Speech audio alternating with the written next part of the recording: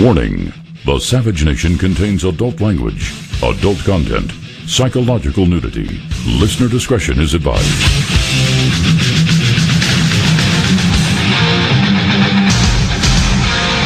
And now, America's most exciting radio talk show, The Savage Nation, home of borders, language, culture. And here he is, author of Liberalism is a Mental Disorder, Trump's War, and God, Faith, and Reason, Michael Savage.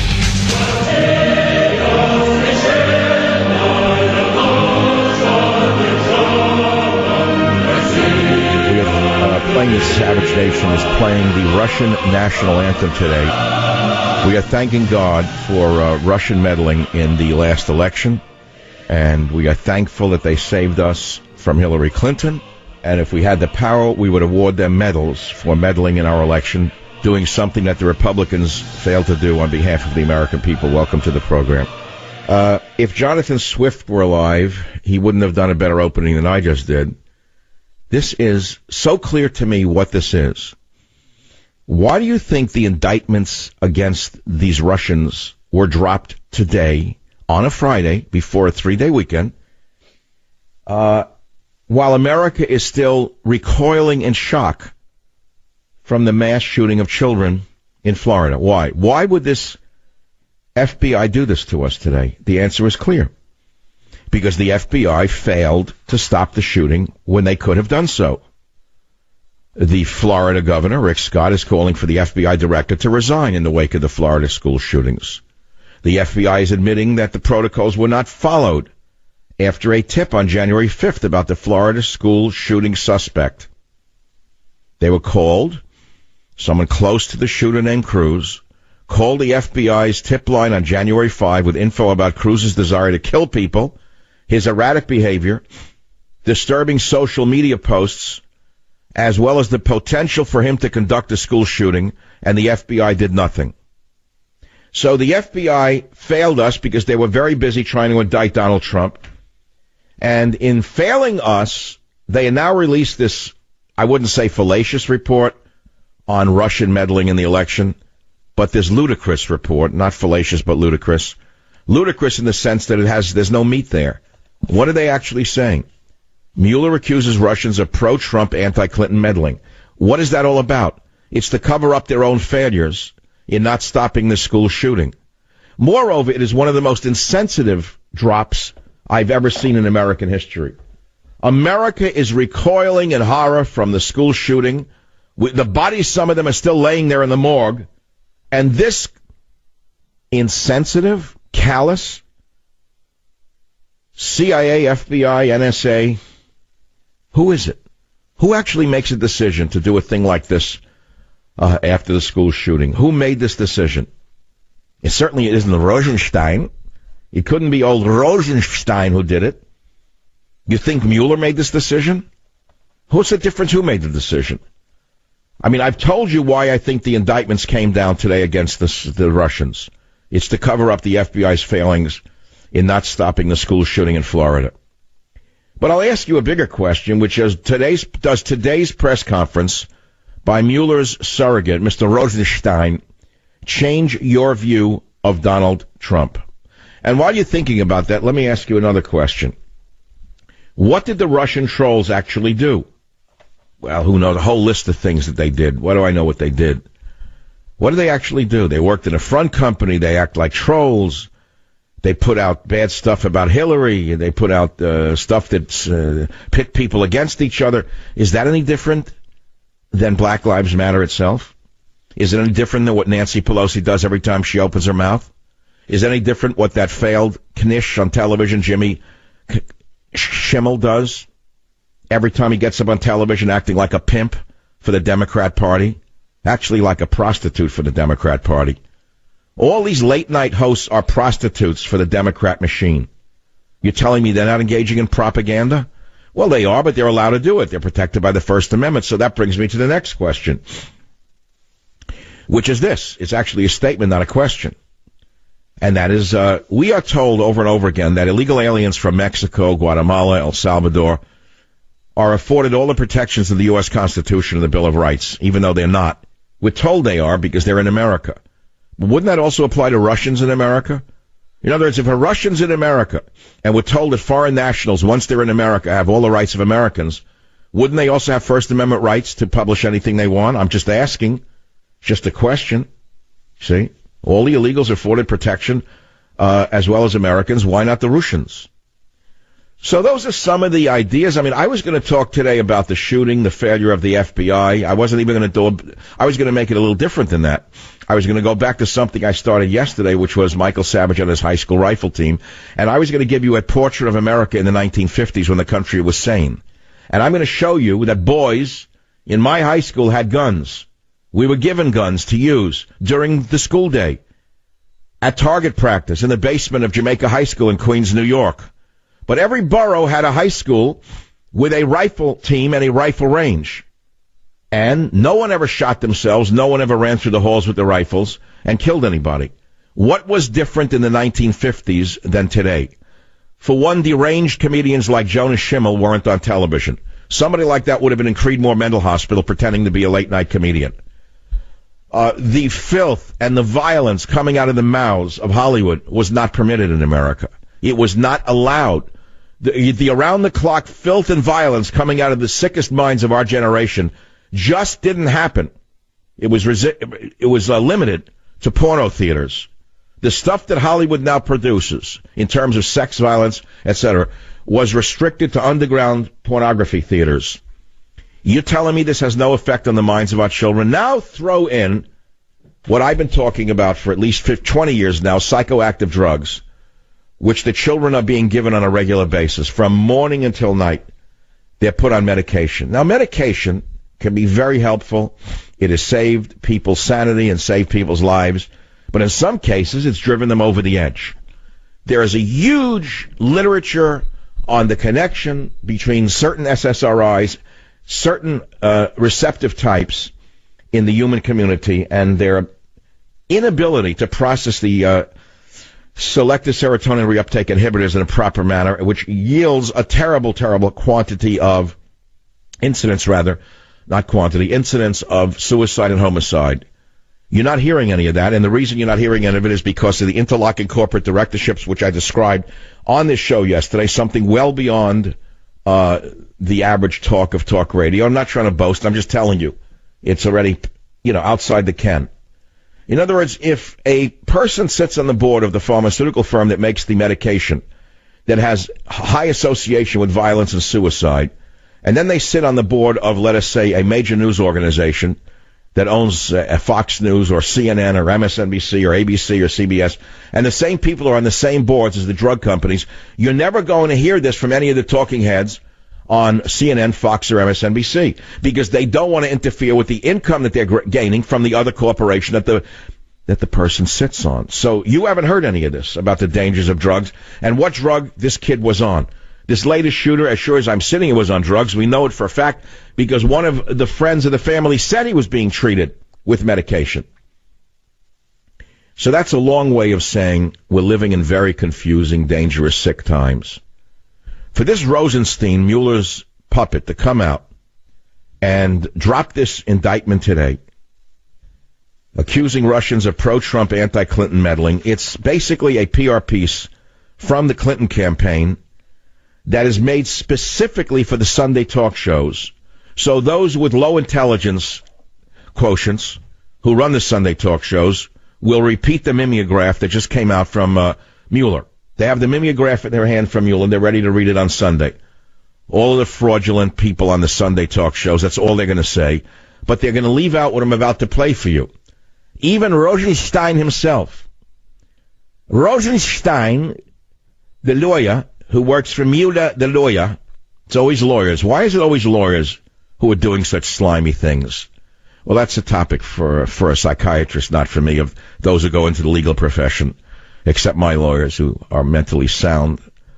Rosenstein specifically states today, which will not be played on Sunday by any of the fakers, there is no allegation in the indictment that was laid down today that the outcome of the election was altered. That's something that even Rosie O'Donnell can understand. I don't know if Barbara Streisand will get the message. I doubt very much that Maxine the Dolt Waters will get the message. I'm sure Nancy Pelosi's medication today will not permit it to even hear that. But listen carefully so you hear it clearly and loudly on the Savage Nation. Now, there is no allegation in this indictment that any American was a knowing participant in this illegal activity. There is no allegation in the indictment that the charged conduct altered the outcome of the 2016 election. You hear that, Maxine Waters? Maxine, pay very careful attention before you shoot your big mouth off. There is no allegation in the indictment that the charged conduct altered the outcome of the election. No allegation in this indictment that any American was a knowing participant. So what is it about then? If no Americans were involved, then why grandstand with an indictment today on Friday of indicting foreign nationals? There's only one reason. Because the FBI itself should be indicted for failing to have stopped the school shooting the other day. They had the evidence, they had the warning, it was January 5th, and they dropped the ball.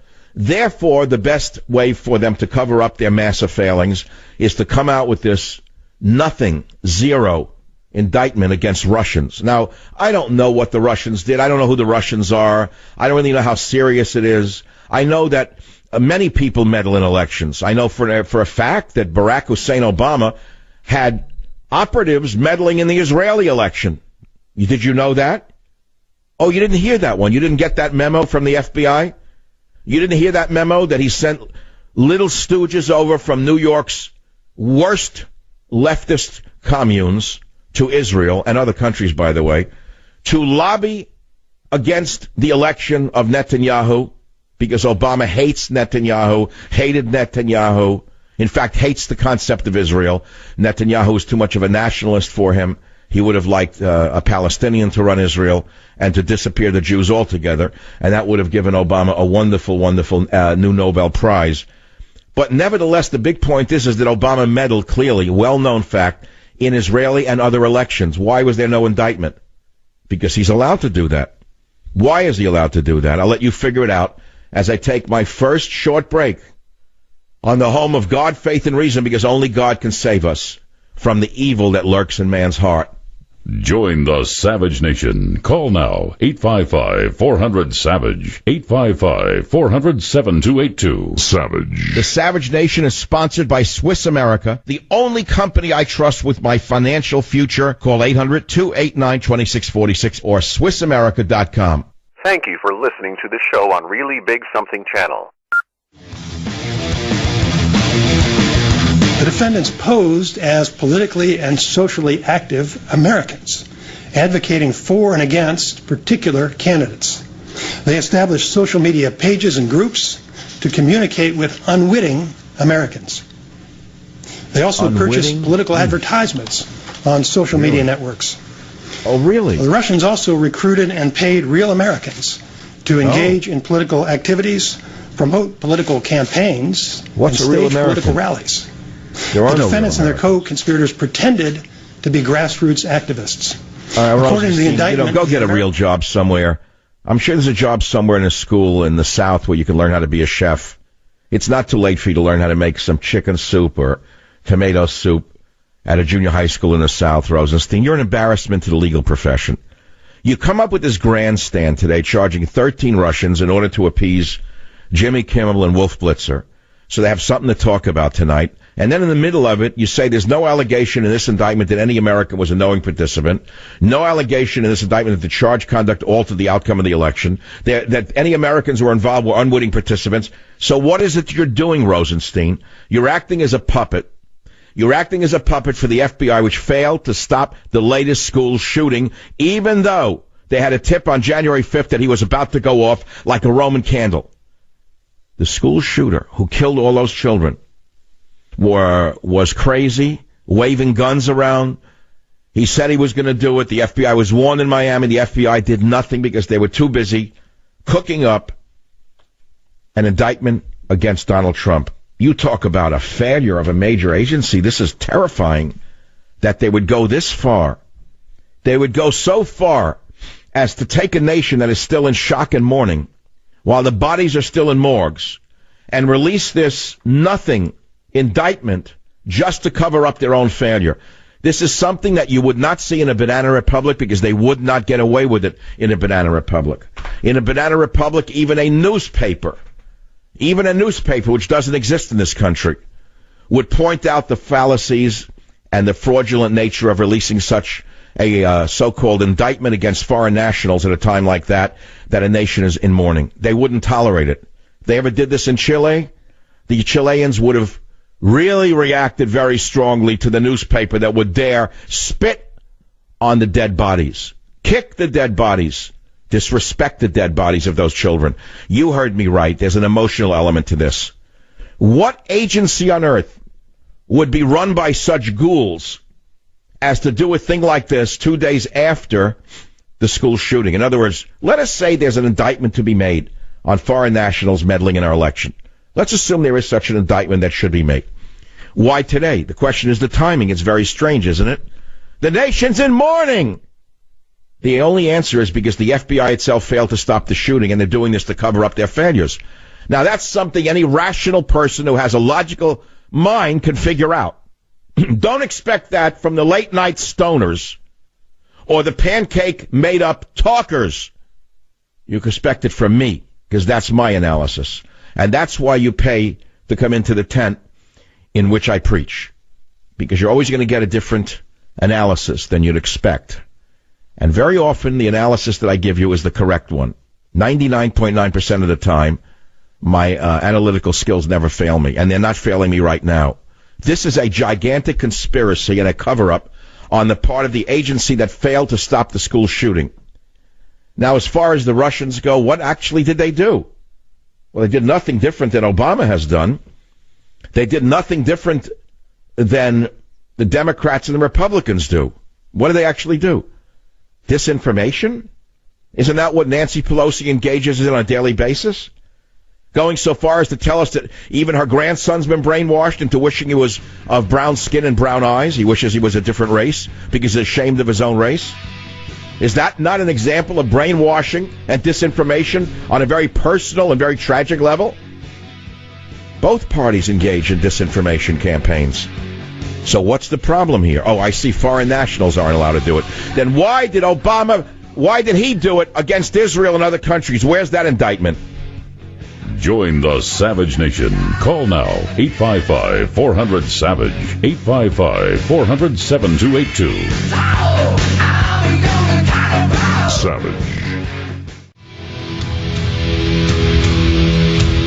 You take on the intelligence community, they have 6 ways from Sunday at getting back at you. You take on the intelligence community, they have 6 ways from Sunday at getting back at you. You take on the intelligence community, they have 6 ways from Sunday at getting back at you. You take on the intelligence community, they have 6 ways from Sunday at getting back at you. You take on the intelligence community, they have 6 ways from Sunday at getting back at you. You have 6 networks. They have 6 networks to get back at you. This is not one of them. This is one of the networks that they don't own. D.C. Rock Mueller indicts 13 Russians. Trolls of 2016. So the first you hear is, oh my God, they got Trump. But no, actually the opposite is true. The indictment says the Russians worked with unwitting participants. So there's no linkage to anyone in the Trump campaign. What this indictment does is not indict Trump. It actually clears Trump. But the only question that Americans should be asking today is why would an agency show such insensitivity and thuggishness at that to have released such a blockbuster allegation or indictment on a day like today, 2 days after a school shooting of monumental proportions, when the bodies are still cold in morgues, when the FBI itself was found to have failed to stop this kid Cruz, this 19-year-old madman. The Florida governor is saying the director of the FBI must resign immediately. He's 100% right. Just came out, by the way. Governor Scott called for FBI director to resign in wake of Florida school shooting. He said the FBI's failure to take action against this killer is unacceptable. 100% right? The FBI is admitting it didn't follow protocols. They were tipped on January 5th that he was about to kill people. They did nothing. Why didn't they do anything? Are they incompetent? Or is it they were so given over to indicting Trump and everyone around them that all hands were on deck facing not the Titanic of the shooter, but a wave, a 3-foot wave that was coming up at the stern of the ship. This agency's in real trouble. And so, again, when you leave this show and you'll hear it all day and tonight and Sunday, ask yourself one question that no one's asking yet, which is, why would the FBI do it today? Timing is everything. This is the most ill-timed announcement I've ever seen in my entire professional life on air. You do a thing like this, do it on a day when people could pay attention to it. This is a 3-day weekend coming up, President's Weekend. We can't say Washington anymore or Lincoln anymore. They were stolen from us by the radical left. We can only say Martin Luther King Jr. as a name or Cesar Chavez, but we cannot say Washington or Lincoln. But it's President's Day weekend, not Washington, not Lincoln. It's President's Day weekend, 3-day weekend. Why today? Because they're covering up their failures. So I want to go back to the school shooting because America's still in great pain. Horrible shock. I know I myself am dizzy. It's dizzying for me. I have not been the same. I haven't slept well. I'm not eating well. I'm eating very well. I'm eating 3-4 meals at a time. I'm exhibiting all the signs of high anxiety over the school shooting. There's no place safe left in America. No place, nothing safe anymore. Where is there safety in this country? Tell me. A church gets shut up. A school gets shut up. Where? Where is there safety in America? No one knows which way to turn anymore. It's affecting everybody that I know. You can't pretend it isn't. You can make believe you're a big macho dude, that it doesn't affect you. Then you'd be a madman. It should affect you. Now, the question is, what's going on in our society that there are so many shootings? Let's put the guns aside for one moment. I've given you my position on it. I don't even want to talk about the assault weapon situation. I published an article on it. I talked about it for 2 days. I said that we need some gun control, and I know that that's the third rail of talk radio. But you know what? Hey, I'm that kind of guy. I'm not one of the cowards who's going to say don't touch our guns ever for any reason. That's absurd, stupid, absolutely the stupidest thing I've ever heard in my life. We already have restrictions on our First Amendment. You can't yell fire in a crowded theater.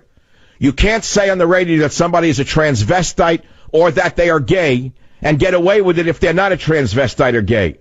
And those people who are promulgating that kind of lie will soon find out there are penalties for lying about people in that regard on the radio and on television. I can tell you right now, you can't say anything you want with the First Amendment, even if you're a smart lawyer and you think you have the cartel behind you. You'll find out what you have behind you. But get back to what I just said. The First Amendment does not permit you to have absolute freedom to say anything you want, nor does the Second Amendment have an absolute blanket regard to all kinds of weaponry. You cannot own a machine gun. You can't own a tank. You can't own a howitzer. You can't own an artillery piece. Why? Because there are reasonable restrictions on what the Second Amendment means. It's not a blanket statement. Anyone can run around with a machine gun. So we need to look at the kind of weapons that people have and why they have them and whether they need them and whether they don't need them. Now, I don't want to argue over it. Please don't call me about the conspiracy, the government's coming to get you, and you're going to be the last of the Mohegans in your doorway holding off an army. Please, I don't want to hear it anymore.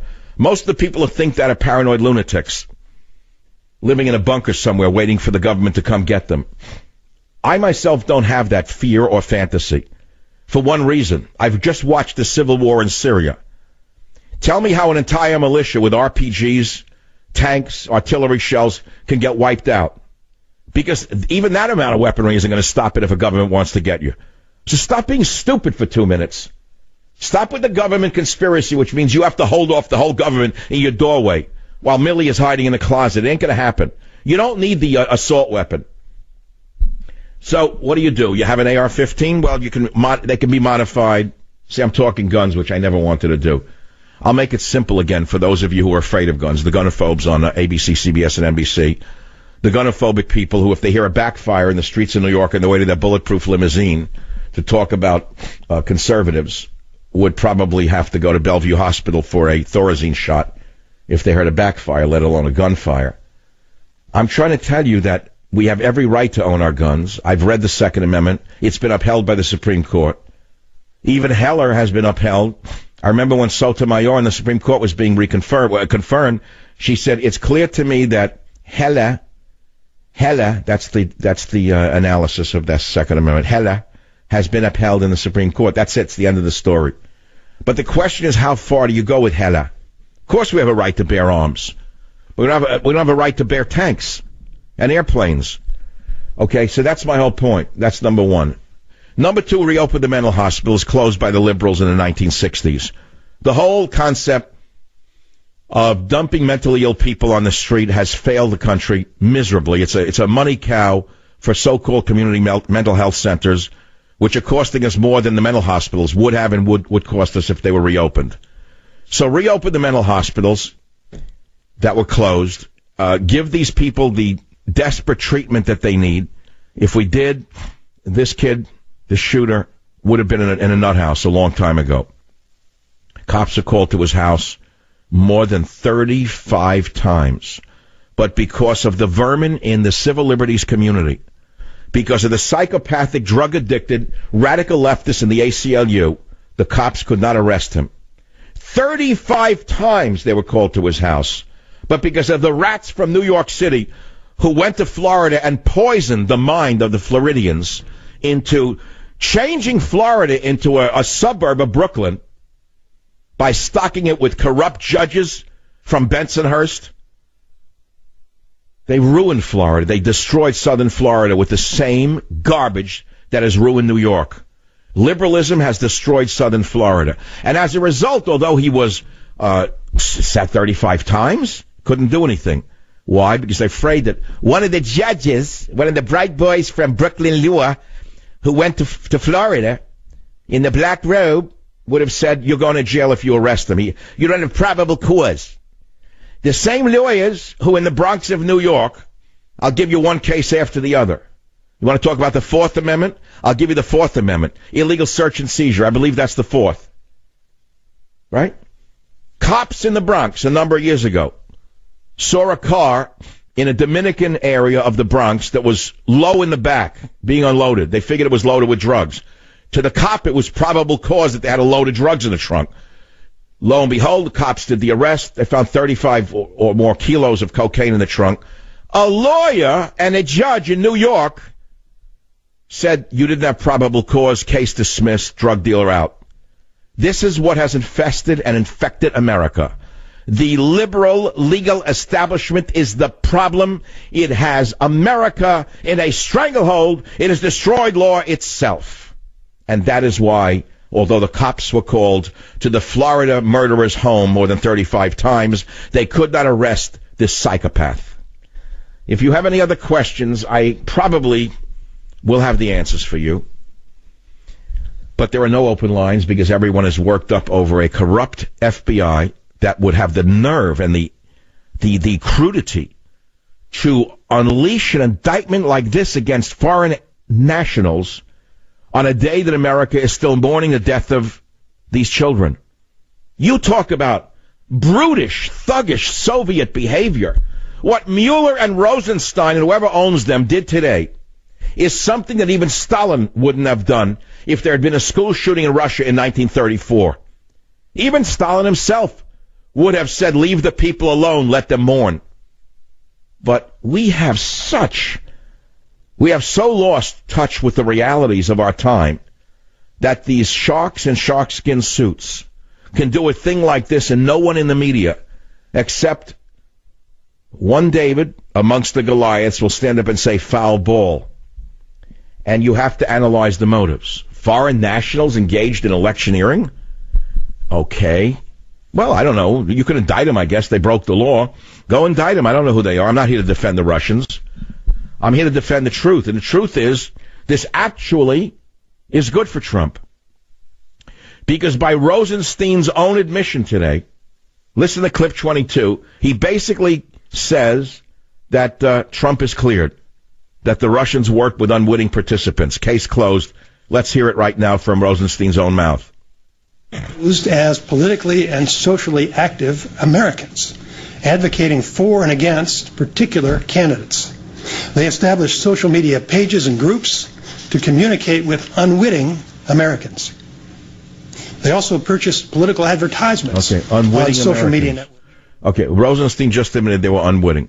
It's not a crime if you're an unwitting American. So So, to me, it's nothing. It's just a tempest in a teapot. Moreover, in clip 18, he says there's no allegation in the indictment that the outcome of the election was altered. So Maxine Waters can take a long 3-day ski vacation now. She doesn't have to get all excited on a talk show on Sunday. She can rest.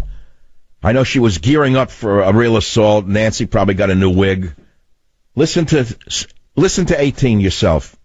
Now, there is no allegation in this indictment that any American was a knowing participant in this illegal activity.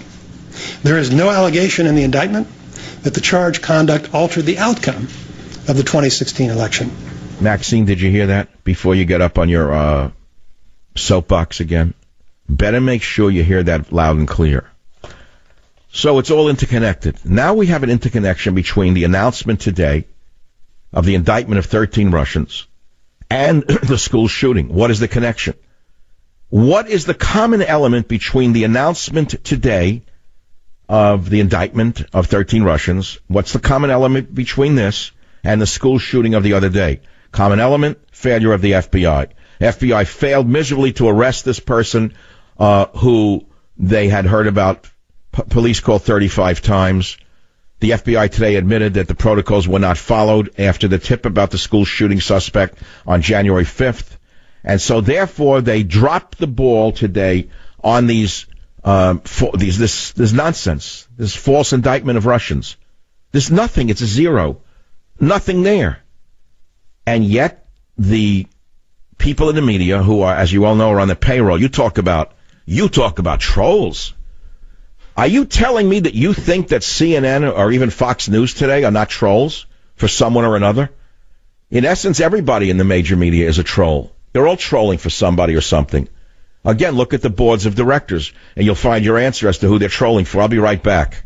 Join the Savage Nation. Call now, 855-400-SAVAGE, 855-400-7282. Savage. The Savage Nation is sponsored by Swiss America, the only company I trust with my financial future. Call 800-289-2646 or SwissAmerica.com. Thank you for listening to the show on Really Big Something Channel.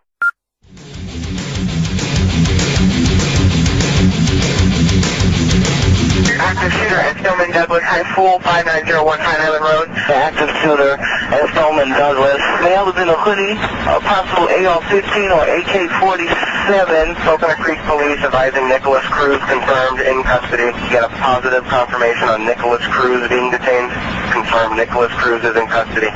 Level 1 pediatric trauma en route to North Broward. That's the horrible dispatch audio giving somewhat of the timeline to the horrific school shooting.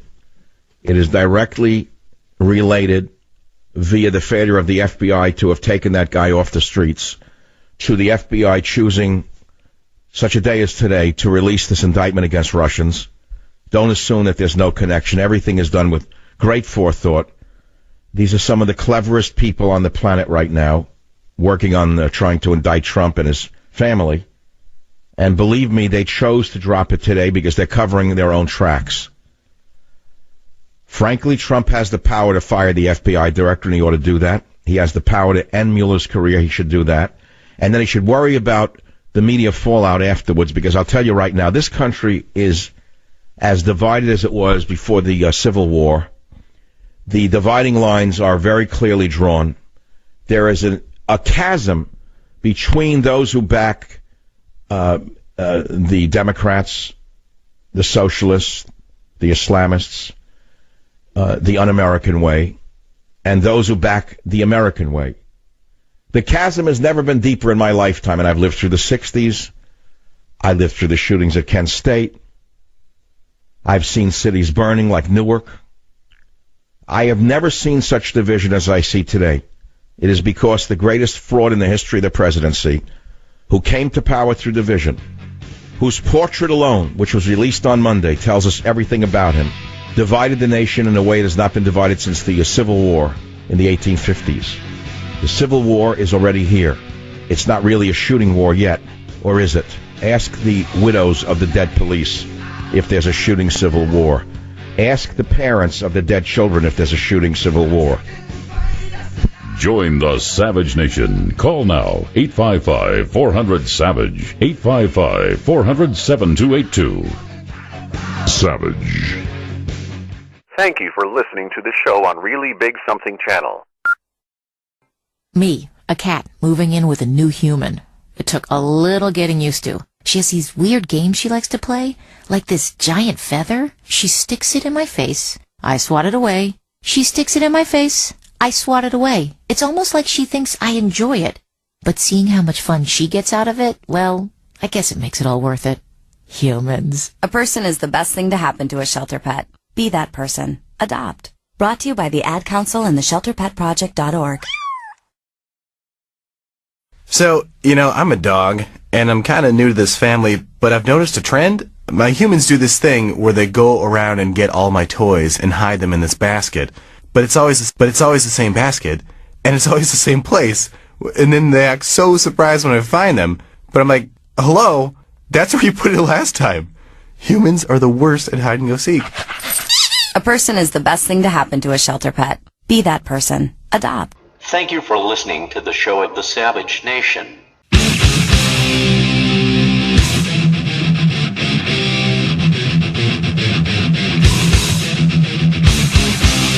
Warning. The Savage Nation contains adult language, adult content, psychological nudity. Listener discretion is advised. February 15th, 2018.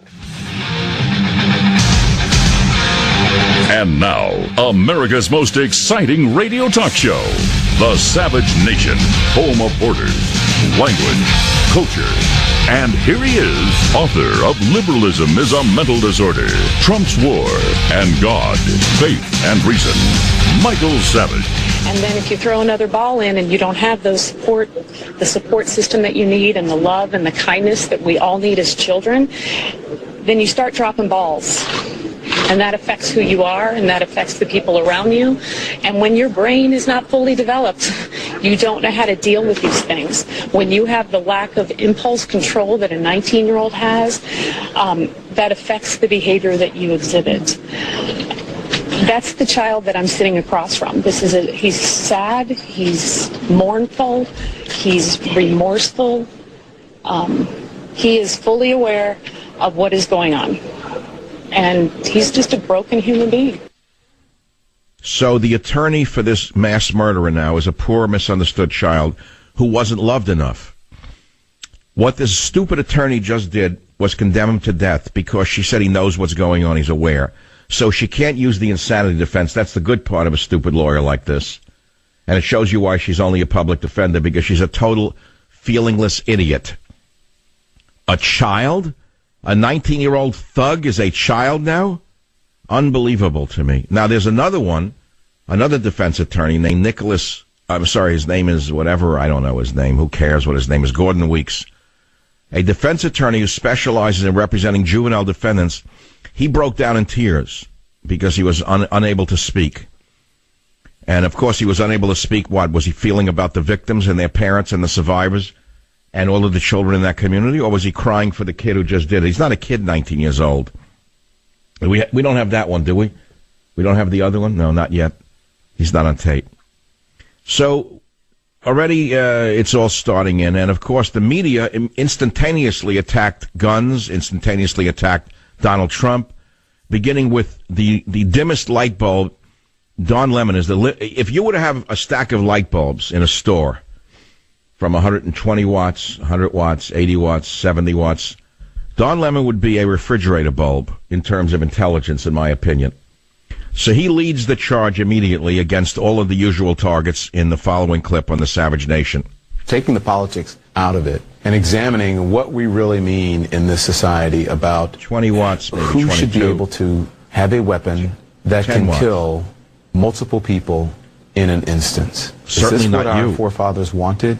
Is this what you want as parents? Certainly you should have an assault weapon, that's aunts, for sure. Uncles, cousins, loved ones? Is this what you really, really want? David, but for President Trump, there's been a theme in many of his remarks. After that church shooting in Texas, President Trump said it would be a little too soon to talk about gun laws. After the massacre in Las Vegas, he said, we'll be talking, quote, we will talk about gun laws as time goes on. David, there has not been a very serious public policy conversation about gun control here at this administration, in this White House. The president will see if this is the one that forces that policy conversation. This, according to Bill Bratton, the former NYPD commissioner, is yet another example of how everyone's pointing fingers, as am I, and I'll continue to point my fingers in the right direction. The right direction is this. The FBI have been warned, and the psycho was on medication. As I have said for 2 days now, the killer should have been in a nut house, but owing to liberal judges and the ACLU and extremely passive laws when it comes to these things, he killed all of these children. So you want to start pointing fingers? Go in that direction. ACLU, liberal judges, that's the area we have to look at. Now we have to also discuss reopening the mental hospitals. A very big story. How did the release of mental patients begin? When did it begin? Well, it began in the 50s and the 60s. And what happened was politicians were unable to support mental hospitals. They were very expensive. Then they believed that with the advent of psychoactive medication, mainly Thorazine at the time, I think, they could release people into the streets. In California, for example, the number of patients in state mental hospitals reached a peak of 37,500 in 1959 when Governor Edmund G. Pat Brown was governor. It fell to 22,000 when Ronald Reagan attained that office in 1967. And it kept declining. And the senior Mr. Brown, Governor Brown's father, at the time of 1984, when I'm looking at this, expressed regret about the way the policy started and ultimately evolved. Governor Brown said they've gone far too far in letting people out. Well, his son ought to follow in his father's footsteps and start putting them back in. Robert H. Felix, who was then director of the NIMH and a major figure in the shift to so-called community centers for mentally ill people, said when interviewed in 1984, many of those patients who left the state hospitals never should have done so. We psychiatrists saw too much of the old snake pit, saw too many people who shouldn't have been there, and we overreacted. The result is not what we intended, and perhaps we didn't ask the questions that should have been asked when we're developing a new concept, but psychiatrists are human too, and we tried our damnedest. So they thought that tranquilization or tranquilizers, which were the panacea for the mentally ill in the 50s, would do the job. The state programs started buying tranquilizers by the truckload, and then they sent the drug patients back into the streets. And the psychiatrists never tried to stop this. They thought that local mental health centers were going to be the greatest thing going, but nobody thought it through. Well, we're thinking it through in the Savage Nation today. Should we now abandon community mental health centers and go back to large state mental hospitals? I know it's controversial. I know what your fear is. Who will determine who belongs in them? Aren't they really just prisons? I understand all of those questions. But this kid never should have been on the streets. He was crazy, violent, never should he have been allowed to own a gun, let alone an assault weapon. And number two, he shouldn't have been on the streets. He should have been preventively detained, but the police were forbidden from doing so because of the civil libertarians in that state and elsewhere. So what would you say are the answers to these problems? The FBI was warned about the alleged shooter as nearly 5 months ago, said a tipster. Well, why didn't they do anything? How come they didn't arrest him? Well, here is a soundbite of Robert Lasky, an FBI agent in charge of the Miami division, who was interviewed, and let's hear what he has to say. 2017, the FBI received information about a comment made on a YouTube channel. The comment simply said, "I'm going to be a professional school shooter." No other information was included with that comment, which would indicate a time, location, or the true identity of the person who made the comment. The FBI conducted database reviews, checks, but was unable to further identify the person who actually made the comment. That's because of the tech giants, Facebook, Twitter, Instagram and the others. They are as responsible for terrorism and for these school shootings as anyone else on the planet. And yet, they are given a pass because they own the government. They're bigger than the government. Google, Facebook, Twitter are bigger than the U.S. government. They have more collective power than any government on the planet. And they are as responsible for this as any other party in my estimation. So what can be done? They should be forced to give up the IP addresses of individuals posting such violent content so that police can act before these events happen. That's my opinion. So now what do you have? What's your opinion on the Savage Nation? This is not an easy day for any of us. I had a tough time sleeping last night. I was very agitated. Everyone I know is agitated by this. This has gone on too many times in this country. You look at the faces of the children and you stop just talking in circles. You don't become a doctrinaire left-winger or a doctrinaire right-winger. You become a human being and say, this has to stop. Who do you blame? Well, right away, the knee-jerk answer is the guns, the NRA. That's if you're a knee-jerk, unthinking left-winger. If you are a knee-jerk conservative, you never let them talk about guns, and you say it's not the guns, it's something else. Well, that's also wrong. The answer is we have to point our fingers in the right directions, which are all the directions at once. And that means it's a multifactorial problem with a multifactorial answer.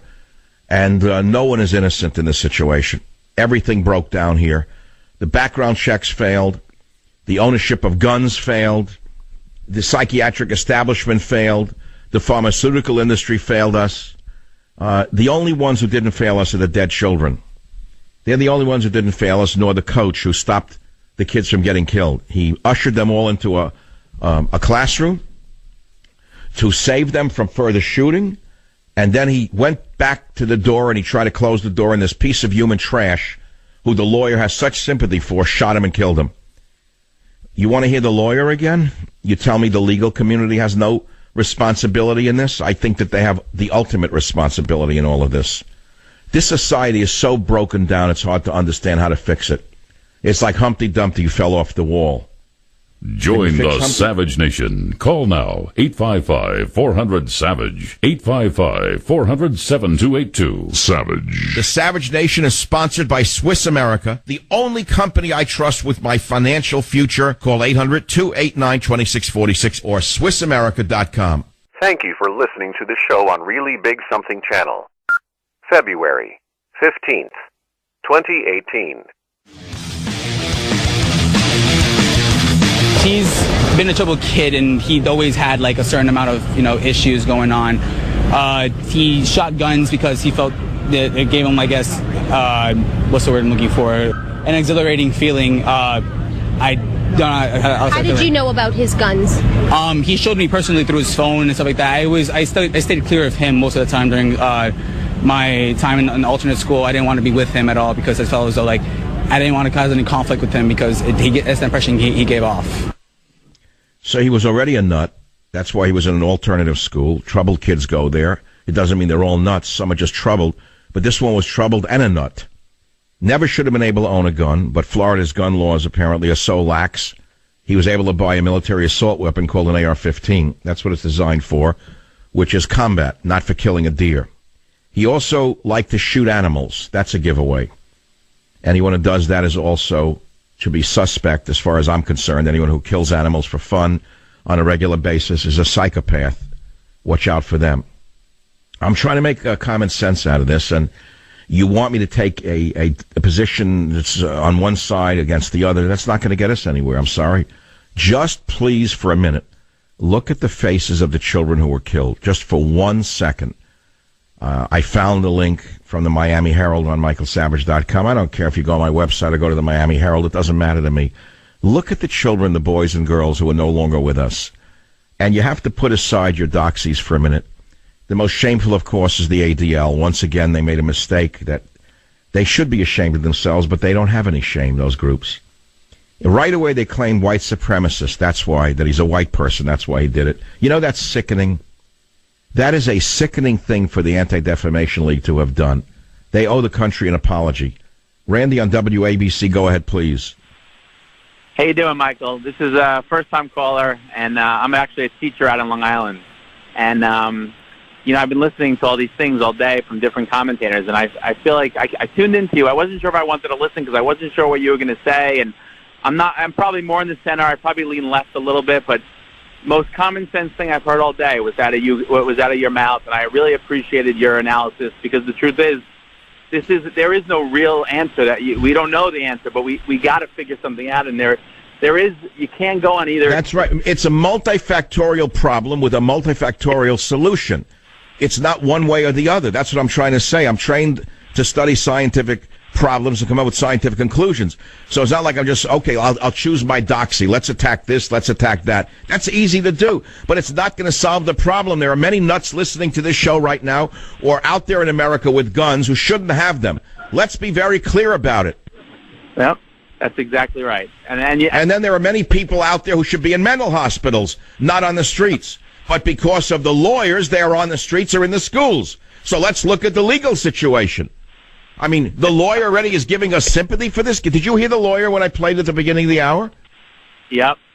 Can you believe already she's telling us he's a poor, misunderstood kid who didn't get enough love? Can you believe this?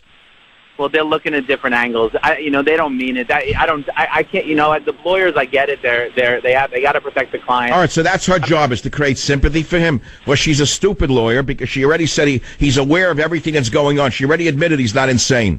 So her insanity defense is going to be thrown out immediately. He was not insane. No, he'll get the death penalty, and he should. Well, Florida has the death penalty. Well, thank you for listening carefully, Randy, and God bless you as a teacher.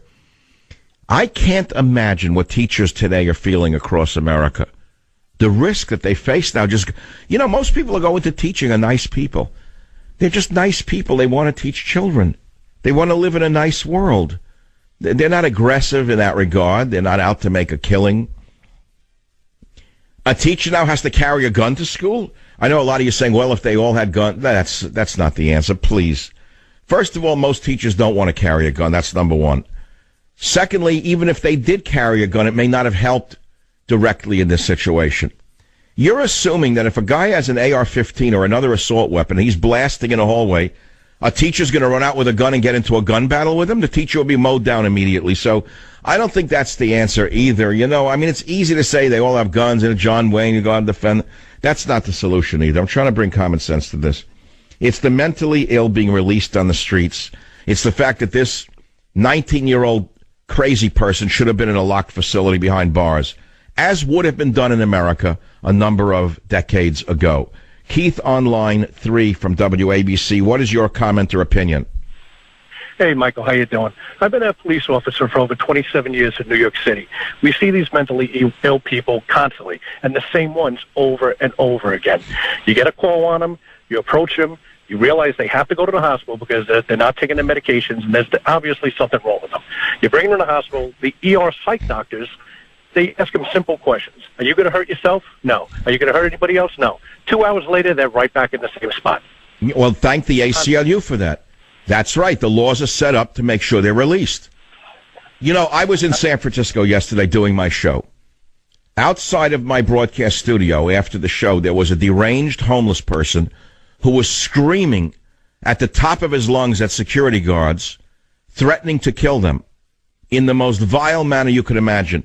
Do you know that in San Francisco they cannot arrest him until he actually hurts them?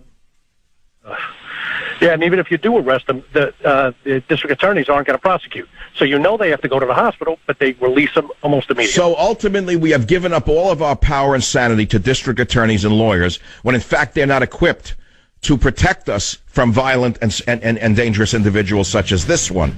So we now have to take the power back from lawyers and back from DAs and take the power in our own hands and demand that the mental hospitals be reopened, the civil libertarians be constrained, and that anyone who exhibits signs of violence or exhibits threatening behavior is immediately detained and not released on the streets. What's wrong with that? Tell me what's wrong with that idea. Join the Savage Nation. Call now, 855-400-SAVAGE, 855-400-7282. Savage. We are committed to working with state and local leaders to help secure our schools and tackle the difficult issue of mental health.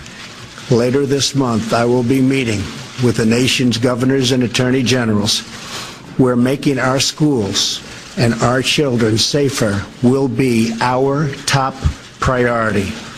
It is not enough to simply take actions that make us feel like we are making a difference. We must actually make that difference. He hit exactly the right tone, and the vermin in the media immediately attacked him because he didn't say anything about guns. They're sick. They're mentally ill, everyone in the media. They're really sickening. They don't want to solve this problem. The Blitzers, the Matthews, the Todds, the Lemons, the Williams, the Cuomos, the Mudds, all of them are mentally screwed up people who can never stop 1 second and think about what the hell they're saying or what they're doing and how they're damaging society. But while we're talking about blame and pointing fingers, what video games did this murderer watch? Which one did he like? Video games certainly provoke violence in the mind of the player. That's why they play them. What music did he play? What movies did he like? What TV shows did he like? Don't tell me that they have no influence on a person, because I know they do. They always have. They're the most powerful forces in the lives of so many people. Video games, music, movies, television. Can you scan the dial at night while looking for something to watch before going to sleep that does not have violence in it? No. Think of Harvey Weinstein. Think of Robert De Niro. Think of all the liberals who hate violence and hate guns in public, but make their living through violence, guns, knives, axes. So we have to talk about violence in movies, violence in video games, violence in music. There was a time that there was not censorship, but there was self-control on the part of the producers of such stuff. And then it all ended because we thought that the First Amendment was absolute and people had the freedom to do anything they wanted and say anything they wanted. Well, as we see, there are no absolutes in anything. No matter what field you're in, no matter what you're doing, there's no such thing as 100% freedom. So that's what we're trying to talk about today and trying to make sense about it. I say bring back the mental institutions. They were originally created for a reason. Why were they originally created? Why were mental hospitals created? Well, 1833, Worcester State Hospital, Massachusetts. First mental hospital fully supported by state funds as far back as 1833. By 1860, you're talking about the Civil War time, 28 of the 33 existing U.S. states had state psychiatric hospitals. Why? Because every society has mentally ill people. And then what happened? Well, by the 40s, magazines were publishing photos depicting the horrors inside the mental hospitals. And believe me, they were legion. My own brother died in one. I don't want to talk about him. I don't want to talk about it. But Willowbrook State Hospital in Staten Island was a snake pit, a nightmare. You wouldn't put a rabid mad dog in that hospital, what was done to him. So people said, we got to do better than this. And then by 1954, Thorazine came out, chlorpromazine. It was approved by the FDA. It was an antipsychotic drug widely used to treat the symptoms of mental illness. And people were put on them like M&Ms. And by 1955, the people were being released. And by 1963, suddenly John F. Kennedy signed the Community Mental Health Act, and that pushed the responsibility of mentally ill patients from the state to the federal government. That's an interesting one. 65, U.S. Congress established Medicaid and Medicare. Mentally disabled people living in the community became eligible for benefits, but those in psychiatric hospitals were excluded. So follow the money. You get that? Mentally disabled people living in the community and treated in community mental health centers were eligible for Medicaid and Medicare benefits, but those in mental hospitals were not. Now you understand why people are pushed out into these community mental health problems, treatment centers. You go to cafes in San Francisco, like those in North Beach in particular. Do you know how many of those bums who don't work and haven't worked in 40 years are on crazy checks? I do. Almost all of them. They sit in the sun, they smoke marijuana, they drink their wine, they drink their coffee. They don't work. They curse society, they curse conservatives, they curse Trump, but they don't work. Why? Because they go to a community mental health center and they get a nice check from the federal government to sit there and spout off. So, by 1973, the number of patients in the California state mental hospitals fell to 7,000. And what happened then? What happened then is it keeps going down and down and down. By 2004, the U.S. Department of Justice itself estimated that 10% of state prisoners have symptoms that meet criteria for psychotic disorder. That's for sure. In 2015, the San Francisco homeless count, 55% of people experiencing chronic homelessness report they have emotional or psychiatric conditions. I think it's much higher. And I believe that there is enough evidence for us to have a serious adult national conversation, not only about assault weapons, not only about civil libertarians taking too much control over this situation, but also about reopening mental hospitals in this country of ours, whether they be run by states or the federal government, does not matter to me. Now, I hear all of the civil libertarians screaming, but it's not us. We mean well. We don't want people locked up against their will who haven't done anything. I hear you. I hear you screaming even though I don't see you.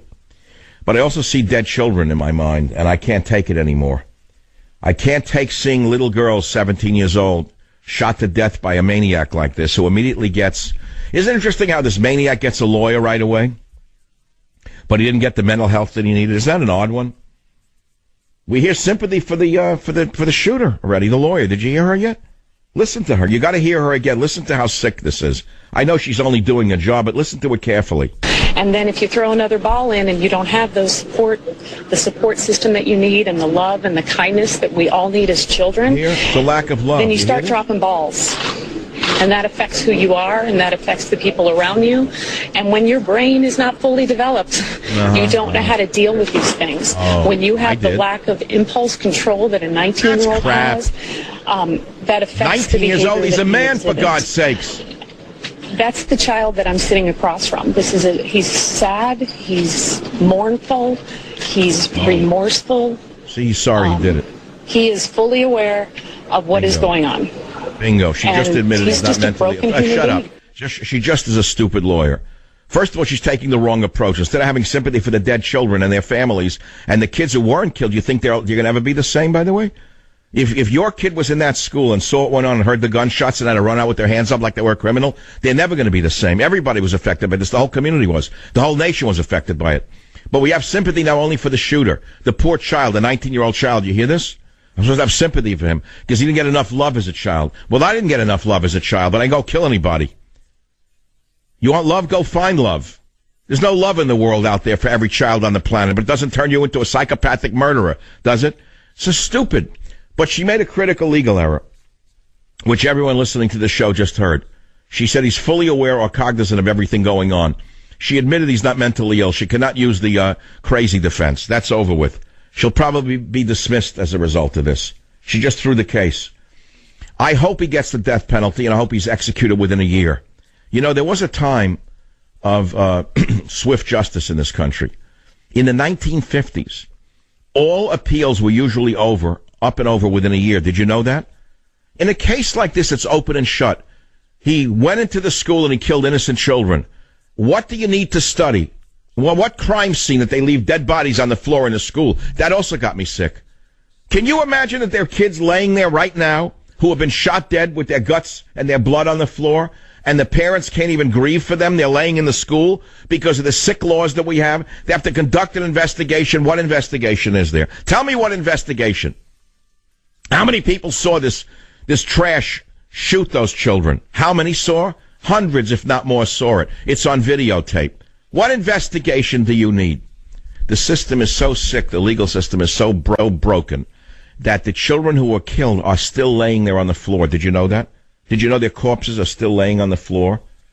I don't think you understand how demented the society has become because of the lawyers. The lawyers have crippled common sense in this country. Everyone defers to them when they're nothing but people with law degrees who don't know what they're talking about most of the time. Maybe they know the law, maybe they're clever in the courts, but they're just like you and I. Some are good, some are bad, some are smart, some are stupid, but we cannot assign every part of our society to the legal system. It's why everything is upside down.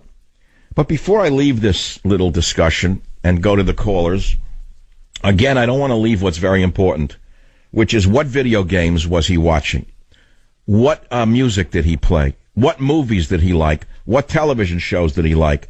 What responsibility does the entertainment industry have in all of this? You won't hear much of that because the news outlets have the same boards of directors in many cases as the entertainment industry. It's called the complex. Remember, I've told you, look at the interlocking corporate directorships. For example, you take a company like News Corporation. News Corporation owns fabulous, fabulous outlets, publishing companies. In fact, they published one of my books years ago, a great publisher. They also own a movie company. They own a Fox News. They own dozens of different entities. So don't expect them to be fair and balanced in this discussion, because you're not going to hear anything about the video games he played, the music he listened to, the movies he watched, the TV shows he watched. Why? Because the talking heads on Fox News would not be permitted to say it any more than CNN will be able to say it. CNN and the dim light bulbs like Don Lennon, the refrigerator bulb of people. I think a refrigerator bulb is about 5 watts or 10 watts. Maybe he's a 4-watter. He's never going to talk about the movies, the TV shows, the video games that this kid watched. He's not going to talk about what psychoactive drugs he was on, because it turns out, if you look carefully, that the same board of directors that owns CNN probably owns the pharmaceutical company that makes the drugs. This is a very complicated subject. Don't think it's that easy. So we're talking about a multifactorial problem, which is the violence, with a multifactorial solution. And if you just want to make it a monodimensional discussion, you're not going to get anywhere. And anyone can blame anybody that you want. Reopen the mental hospitals, increase background checks on guns, make certain that crazy people cannot own guns, which is already on the books, incidentally. Restrict the access to assault weapons, if not banning assault weapons altogether. I know you don't want to hear that, but I'll throw it in again. I'm not going to go over it because I've already said it and I still believe it. And I am a gun owner. I've been a gun owner since I'm a child. When I was legally able to own a gun, I was on my high school rifle team, which I'm not going to let you run over. I would challenge anyone listening to this show to tell me anyone else in the United States of America in the media who was on a high school rifle team. Tell me if there's anyone in television or radio who could equal me in that statement. And does it matter? It matters a great deal, because here I was in a high school in New York City, liberal New York City. I was on a rifle team. Every borough had a school, a high school, with a rifle team. There was not one case of a child picking up a rifle from the shooting range, which is in the basement of that high school. I can smell the gunpowder to this day. There was not one case of a child picking up that gun and shooting himself or anyone else. Why is that? I want you to think very, very carefully about that question before you come up with your pre-made answers, because there's an answer to that question as well. Join the Savage Nation. Call now, 855-400-SAVAGE, 855-400-7282. Savage. The Savage Nation is sponsored by Swiss America, the only company I trust with my financial future. Call 800-289-2646 or SwissAmerica.com. Thank you for listening to the show on Really Big Something Channel.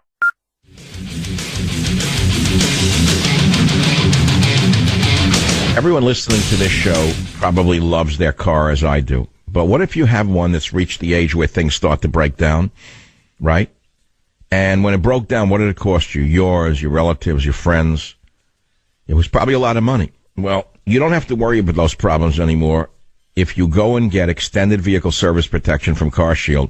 Getting covered by CarShield is such a great idea for you. It's affordable protection that can save you thousands for covered repair. A new fuel pump can cost over $500 today.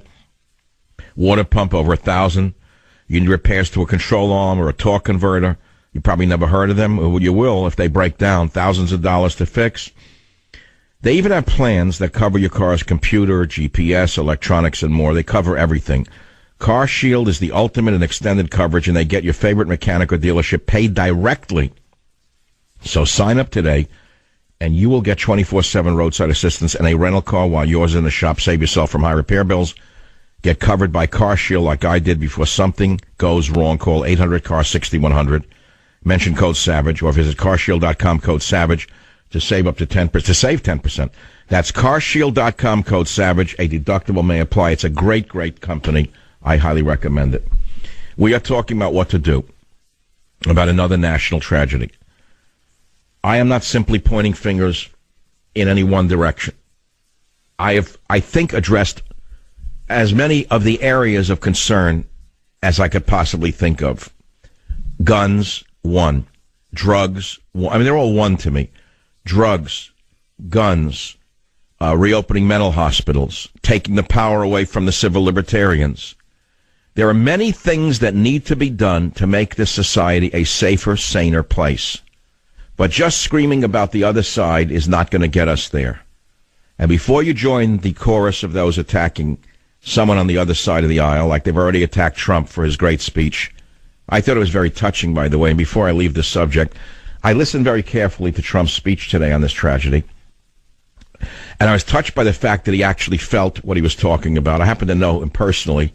He's actually a feeling, caring man with children and grandchildren, unlike, let us say, previous leaders who were technocrats, felt nothing of what they were saying. Everything was cold and distant and intellectual. Very cold and intellectual. Trump is the opposite.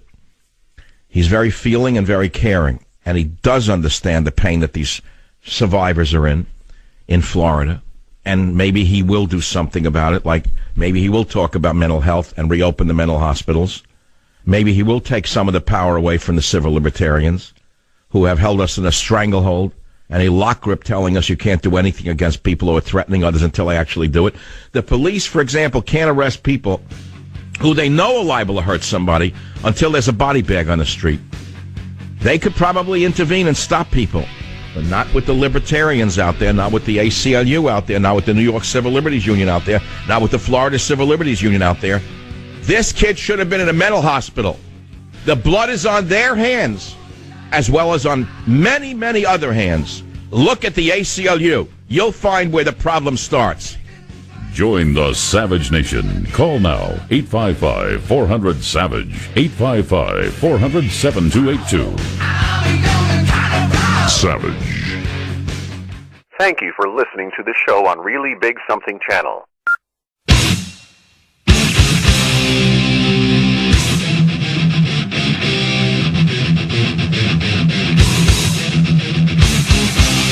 Warning. The Savage Nation contains adult language, adult content, psychological nudity. Listener discretion is advised.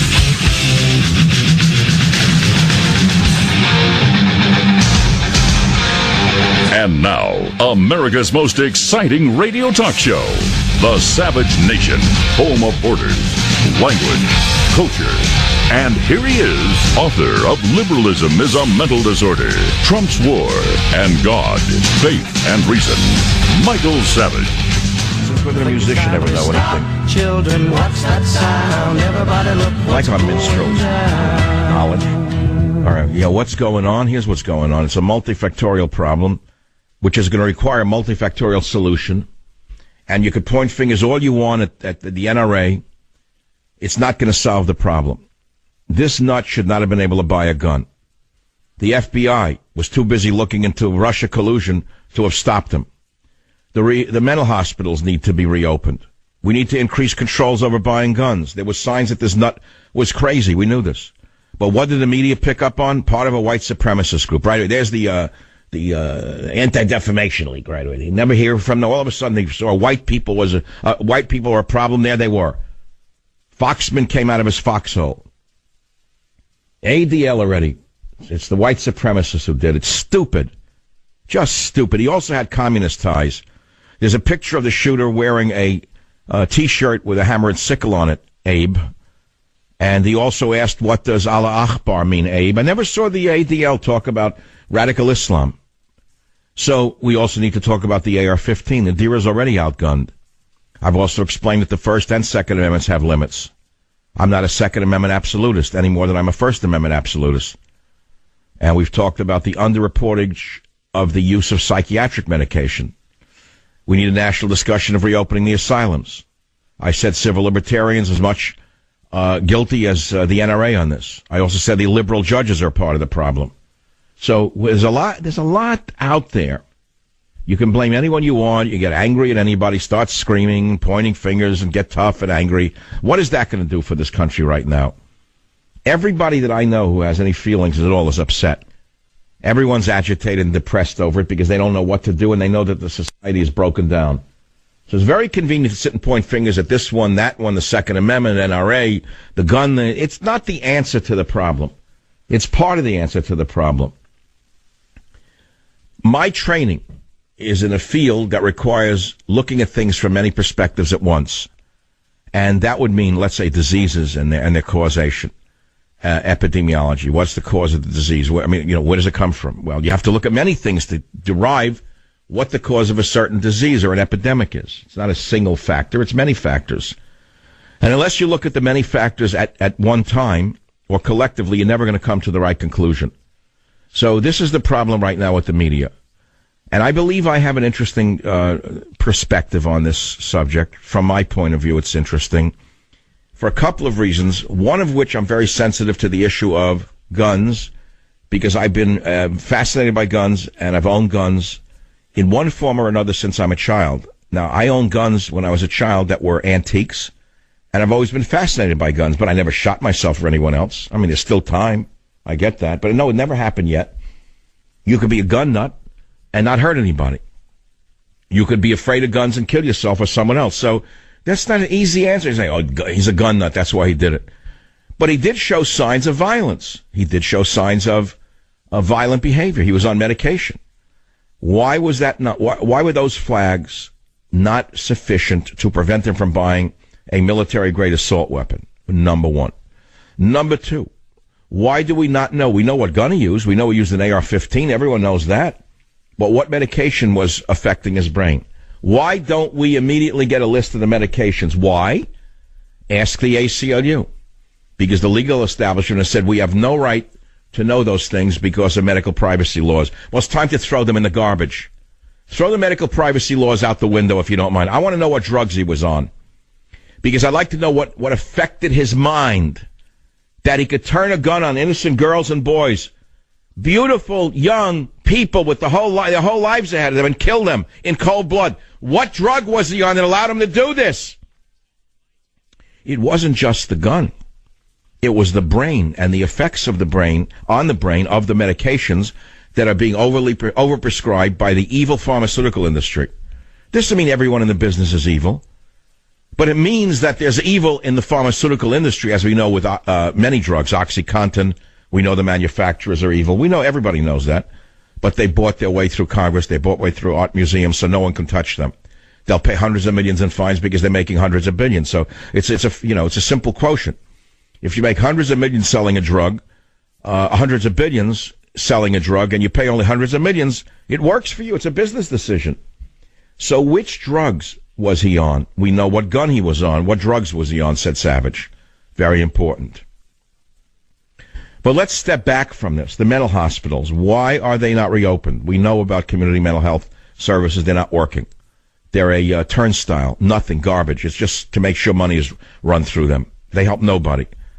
Nobody is being helped by them. Many of the people in the streets belong in mental hospitals behind bars. We all know that. But the costs would be prohibitive. You can't even rebuild mental hospitals today. The cost would be extraordinary, especially if you want to give people a reasonable amount of care instead of the snake pits that they had evolved into by the 1950s, in which, one of which my poor brother died in. So I'm very sensitive to that. I'm a gun person, sensitive to that.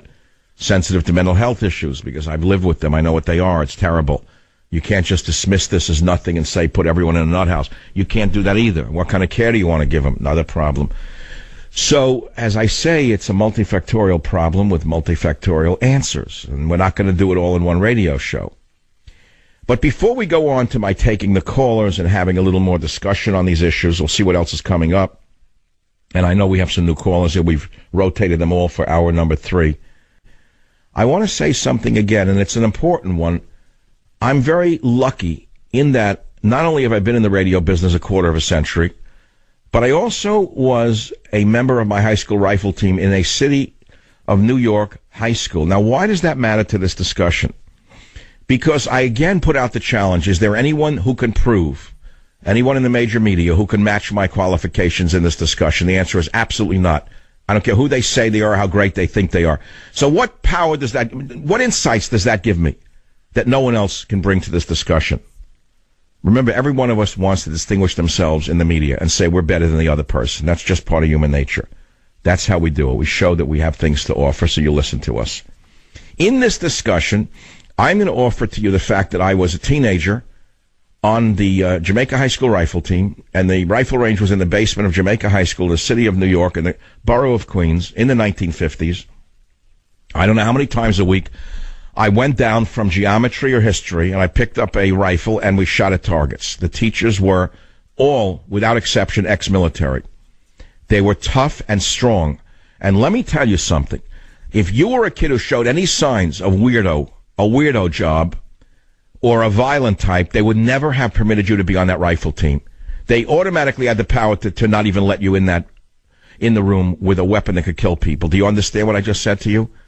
Moreover, I will say this to you. In all the years that I was on the team and all the research I have done, I do not know, and maybe I am mistaken, of a single case of a child who was on a rifle team in New York in those years who ever shot himself or anyone else. Ever. Never. No one grabbed the gun and put it to their chin. No one tried to shoot the instructor. Didn't happen. Nobody broke it free of the rifle range and ran through the halls. Never happened. Why?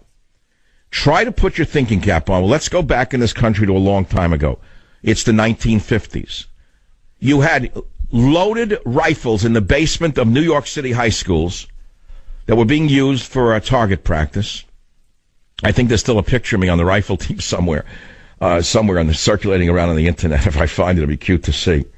There I was with the rifle somewhere. I forget what we shot. I don't even remember. I don't remember what they were. There's a certain target gun at 22. And I used to love the rifle team. It got me away from the boredom of academics. I couldn't stand sitting in a stuffy classroom for another 2 minutes. I love the smell of gunpowder. Gunpowder is very, very invigorating, as you well know. Even if you set off a firecracker, we all know that we love the smell of gunpowder. Look up the medical effects of gunpowder if you want. By the way, there are medicinal benefits to gunpowder, the smell of gunpowder that's been ignited. And so it's all out there. But again, nobody shot anybody. Why? Let's talk about that for a minute. Why do you think the young people, the kids, the teenagers in my generation, who were on the rifle team never shot themselves or anyone else? Why? What's the difference between then and now? I'll give you two differences.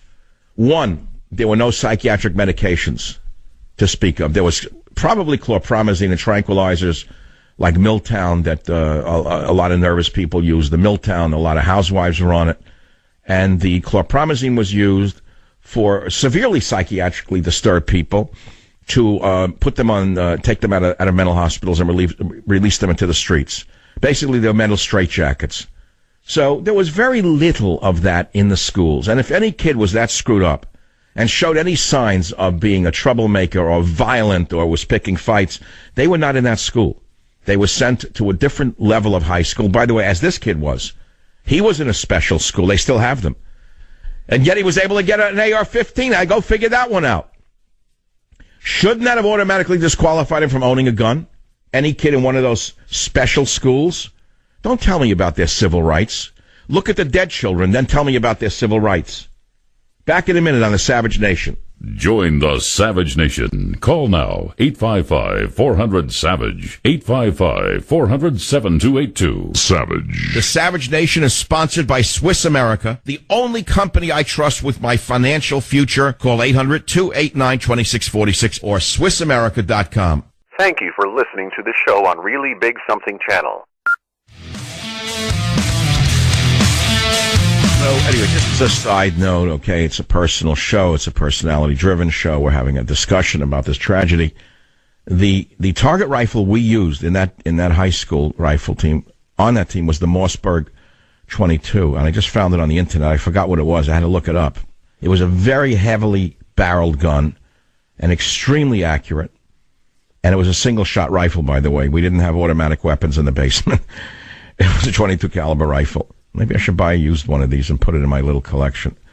But that's neither here nor there. The fact is that it was a rifle team. Kids used the guns. Nobody ever shot themselves or anyone else. Why? I've asked that.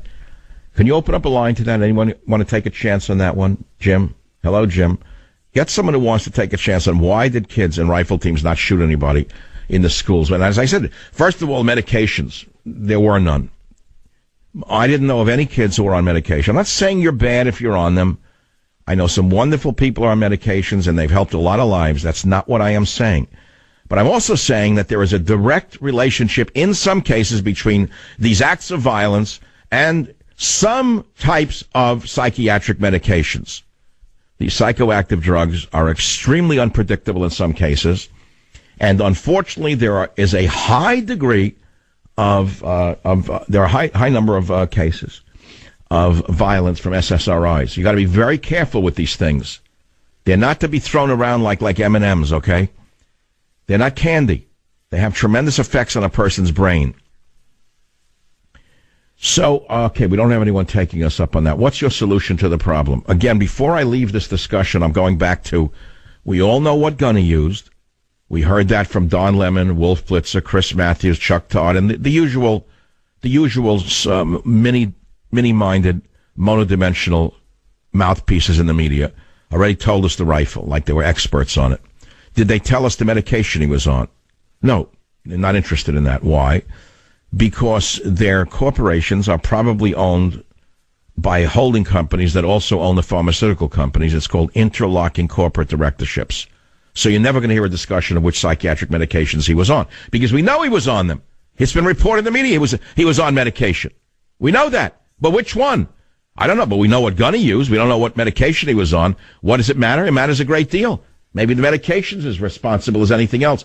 But to hear the lawyer get up and say he lacked love, I mean, that's not laughable. That's criminal. He lacked love. How many millions of you listening to this show lacked love as a child and never went out and committed a mass murder? Like all of you? That has nothing to do with how you behave, whether you lack love or you have love. Nothing to do whatsoever with how you behave. Nothing. I mean, with regard to a mass murder. You know, so let's call it like it is. Who's responsible for this? He is. Who's responsible for this? The FBI. They were reported they did nothing.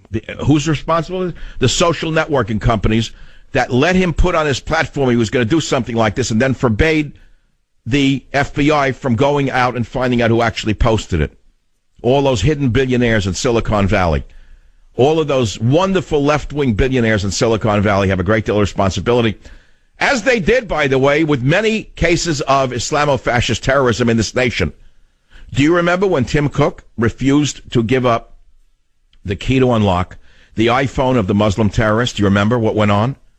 He would not give that to the FBI. Do you remember that? And many of you said, well, I agree with him. We don't want our iPhones to be tampered with as well. Well, there you go. Well, what do you want then? What do you want? Everything, and you don't want to give up anything. So something has to give here. You can't have it all ways. You can't say, well, we don't want our privacy given up to the FBI or the government because they're liable to look into my iPhone. And then we say, well, but we want the name of the guy who threatens to kill someone. It's not either or. It's like both and. I mean, what do you want to do here? Then, of course, someone's calling with a great call. Nathan, I'll let you say it instead of me lifting it off from you, making believe I came up with it. This is so important. Nathan on KYYA Radio in Montana, line 6. Go ahead, make your point. Yeah, first-time caller. I just wanted to, every time I have a discussion with individuals on the issue of gun control or anything along those lines, I think the underlying reality is the reason people are upset over these issues is because we place a priority on the sanctity of human life. And my argument is we'd have a lot more intelligent people out there able to speak to these issues if they were not being systematically annihilated around about 1.5 million a year in the safest place in this world, which is the mother's womb. You're talking about abortion has diminished the value of human life. As a result, you get a mentally unstable person like this who may have been watching video games or movies or listening to music. Every movie, every TV show shows a killing, a murder, a butchering, and you're saying so human life has no value because of this rampant disregard for the sanctity of human life, starting again with the hatred for the unborn. And I thank you for that call. It's a very important point. The man is not wrong. That's why you didn't hear it from Don Lemon. Join the Savage Nation. Call now, 855-400-SAVAGE, 855-400-7282. Savage.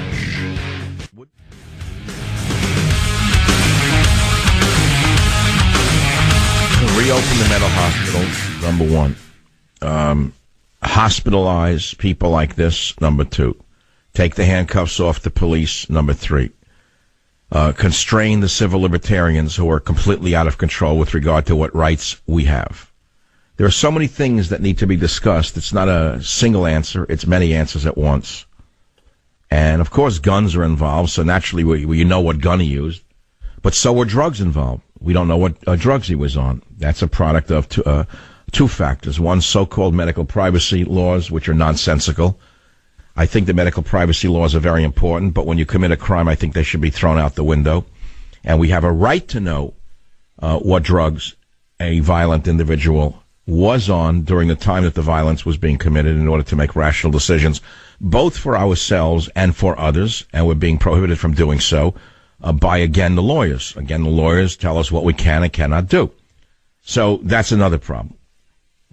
And I'm sure there are many other factors here that will come up over the next hours and days. And then we'll forget it by Monday. We'll see some Hollywood star, a brassiere will fall off. And then the next thing, that's the front news on Fox News, the interlocking corporate directorship.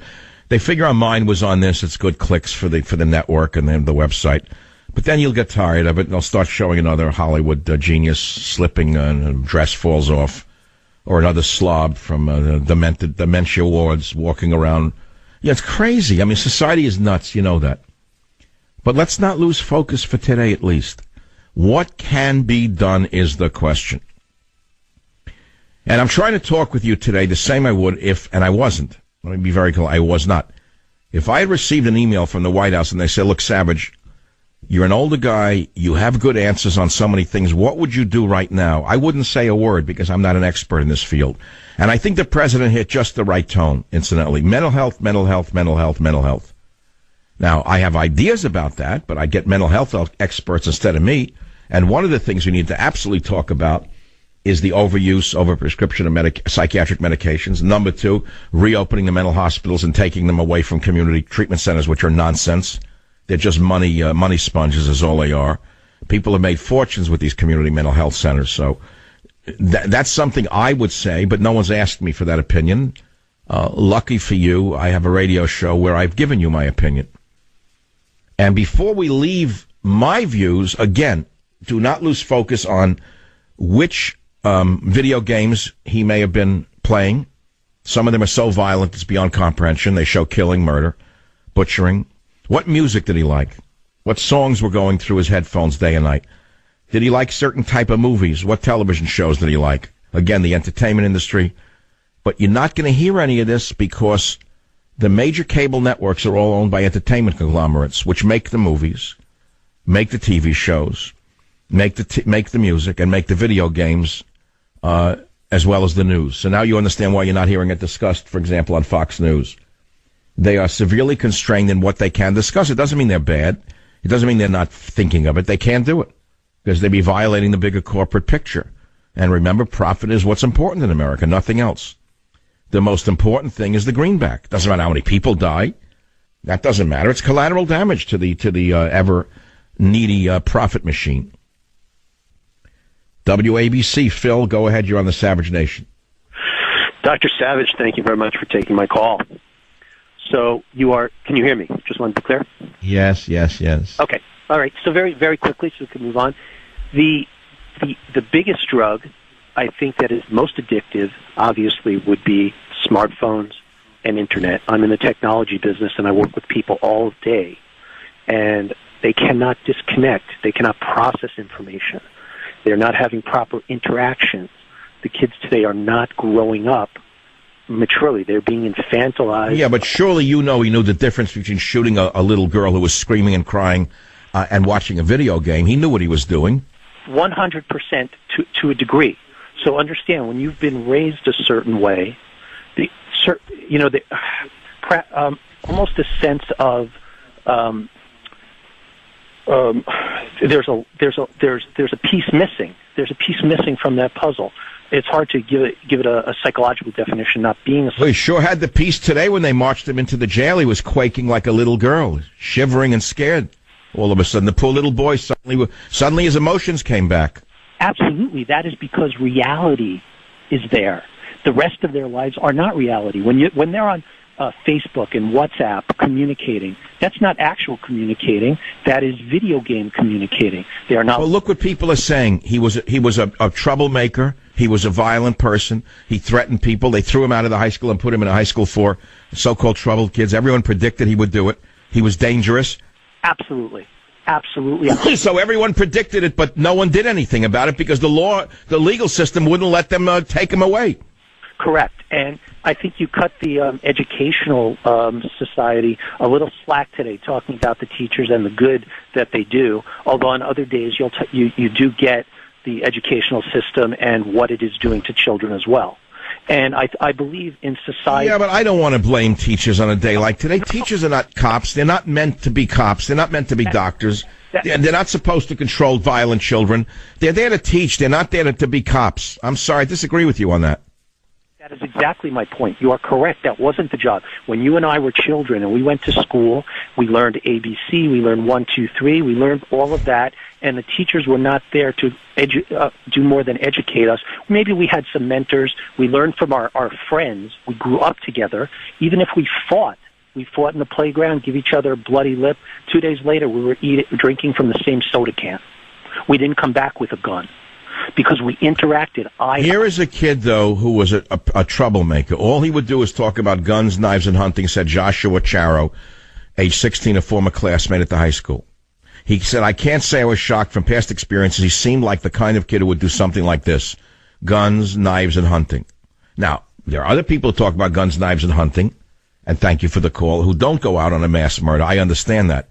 But when you combine that with a violent background, and you combine that with several other factors, including the fact that he was on psychoactive drugs, and then you find that he would shoot rats with his BB gun, and he liked to kill little animals, and he was into weird other things, you have to understand that he should have been behind locked bars.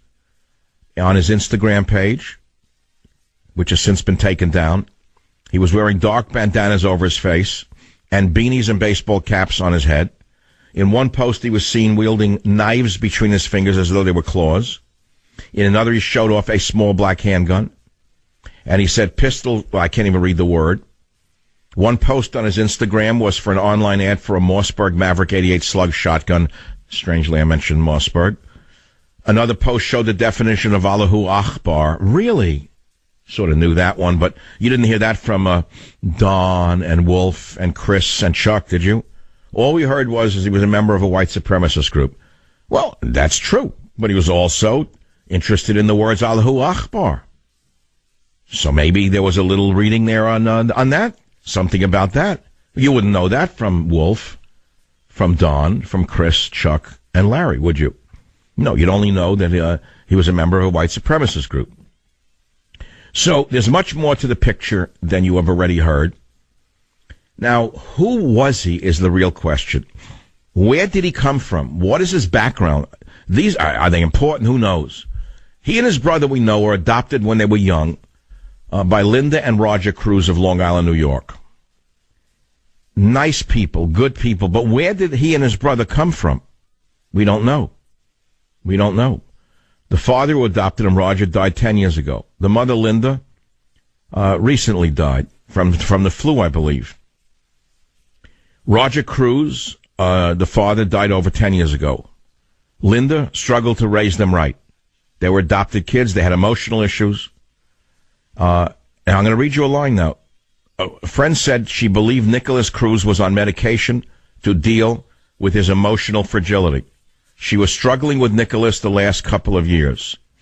After his mother died, Cruz moved in with a friend whose family in Broward took him in and even gave him his own bedroom. Worked at a dollar school, went to school for at-risk youth. Fine. Cruz had his AR-15. Now, let's stop right there. He shouldn't have been able to own an AR-15 for any reason. Let's pause right there. Is there anyone listening to the show say he should have had the right to own an AR-15? Because I think you're 100% wrong. But I want to go back to his name, Nicholas Cruz. His first name is Nikolas. Nicholas. Nicholas, the way it is spelled, indicates heritage from the East of some kind. Now, I don't know whether it matters, but this is a national, international story because, you know, there's something that's very sensitive here that I think I should mention. Okay, they were both adopted, he and his brother. Now, where'd they come from? I say, why does it matter? The answer is because there are several cases on the record, of kids who are adopted from Russia, for example, who have a lot of trouble adapting to the United States and even other countries. There's a lot of trouble in their adaptation to other countries. And also, we don't know when you say Russia, what does that actually mean? Who was the mother in Russia? Was the mother on medication? Was she a drug addict? You say, why does it matter? I don't know. All these things matter. All these things matter. What do you mean you can't discuss them? Why? They're off limits? Why? Why should that be off limits? Where'd they come from?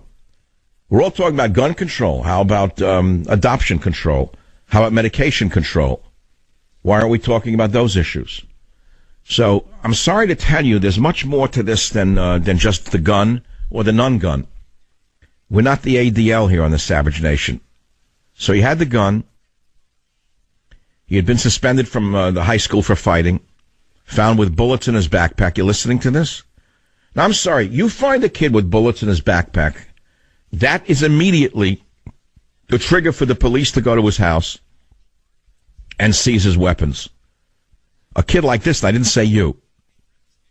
Math teacher Jim Gard remembered that the school administration earlier sent out an email warning teachers about this man Cruz. We were told last year that he wasn't allowed on campus with a backpack on him. And there were problems with him last year, threatening other students, and I guess he was asked to leave the campus. That's good. Very good. Now, it goes on. He used to have weird random outbursts, cursing at teachers. He was a troubled kid, yet he owned an AR-15. Parent and another student said that his son, Dan, had warned him about Cruz. He said if you were to pick one person you might predict in the future would shoot up a school, it would be this kid, said John Crescitelli, quoting his son. So, you're saying there's no warnings. Of course there were warnings. FBI had the warning. They did the best they could. Given the constraints on the FBI by Google, by Facebook, by Twitter, the police and the FBI hit a dead end. Because after all, these great social networking companies need to make a profit and need to make as big a profit as possible. And in order to not infringe upon Mark Zuckerberg or the Twitter company or Tim Allen's ability to make more and more billions of dollars, you cannot permit them. You cannot permit the government to demand the address of a person who posts any threats like this. You don't want to interfere with Mark Zuckerberg's right to make a living. Don't you believe in the free market? Oh, you see how this goes. You get the picture. You get the Swiftian logic, I'm sure, in the sense of Jonathan. Back in a minute. Join the Savage Nation. Call now, 855-400-SAVAGE, 855-400-7282. Savage. The Savage Nation is sponsored by Swiss America, the only company I trust with my financial future. Call 800-289-2646 or SwissAmerica.com. Thank you for listening to the show on Really Big Something Channel. So right away, the left-wing, one-sided, crazy papers like the San Francisco papers blaming Donald Trump for the shooting in a subtle way. Then they're blaming guns in another. Then he says he's a white supremacist in another. This shows you the stupidity and why you hate newspapers, why you don't buy them, why the media is dying. And it's so bad that even Peter Thiel, who is a billionaire, who lived in San Francisco for 40 years, is leaving San Francisco to Los Angeles, he said, because Silicon Valley is a liberal one-party state. And he said conservatives are not welcome in the tech capital. Now think of who I'm talking about. Conservative billionaire Peter Thiel. He's moving his personal fund, the Thiel Capital and the Thiel Foundation, from Silicon Valley to L.A. because he cannot take the fact that these people are so close-minded. He was one of Facebook's earliest investors. He built a huge company.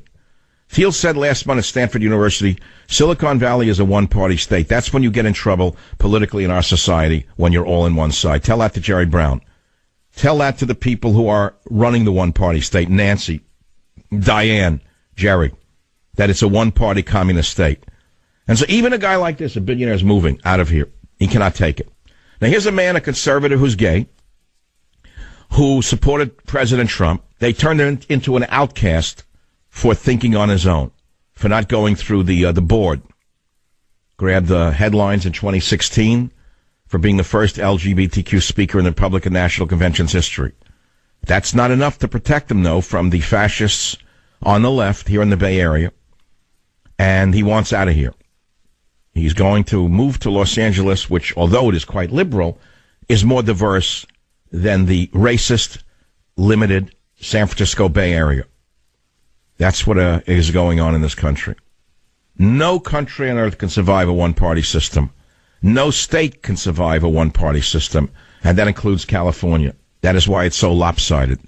But again, to close with the real big story of the day, the horrible story of the day, the heartbreaking story of the day, the monster, the drugged 19-year-old monster who shot fellow classmates in cold blood. Didn't matter what the race was, didn't matter what the sex was, boys, girls, teacher, didn't matter. Shackled and cowering. The FBI had known about him but couldn't find him because of Silicon Valley's restrictions on sharing the addresses of people on social networks.